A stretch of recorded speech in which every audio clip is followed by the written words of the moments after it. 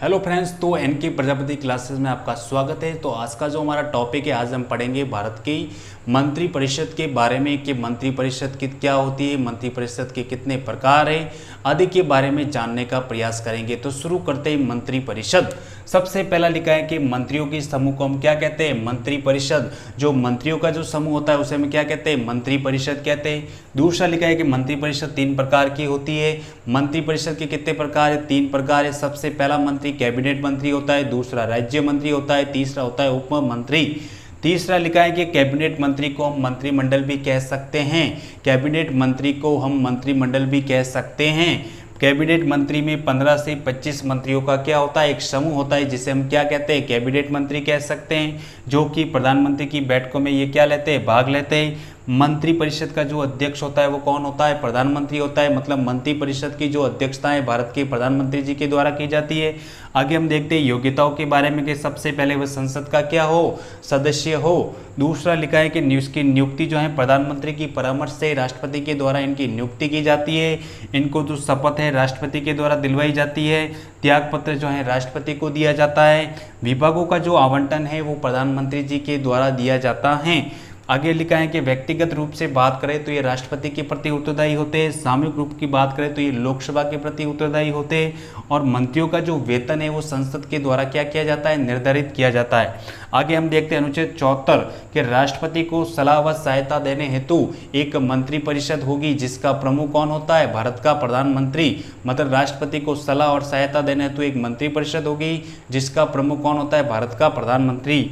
दूसरा लिखा है अनुच्छेद 75 फर्स्ट में लिखा है कि प्रधानमंत्री की परामर्श से राष्ट्रपति जो है अन्य मंत्रियों की क्या करेगा, नियुक्ति करेगा।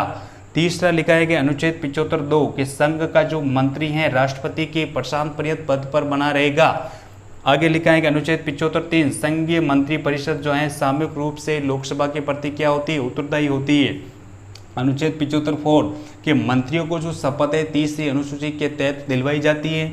अनुच्छेद 75(5) में यदि कोई मंत्री संसद का सदस्य नहीं है तो उसे 6 माह में संसद की सदस्यता लेना क्या है, जरूरी है। अनुच्छेद 75(6) में मंत्रियों के जो वेतन भत्तों का जो निर्धारण है संसद के द्वारा किया जाता है। आगे हम देखते हैं भारत के प्रमुख कैबिनेट मंत्री कौन कौन से। अगर बात करें भारत के पीएम की तो श्रीमान नरेंद्र मोदी जी हैं।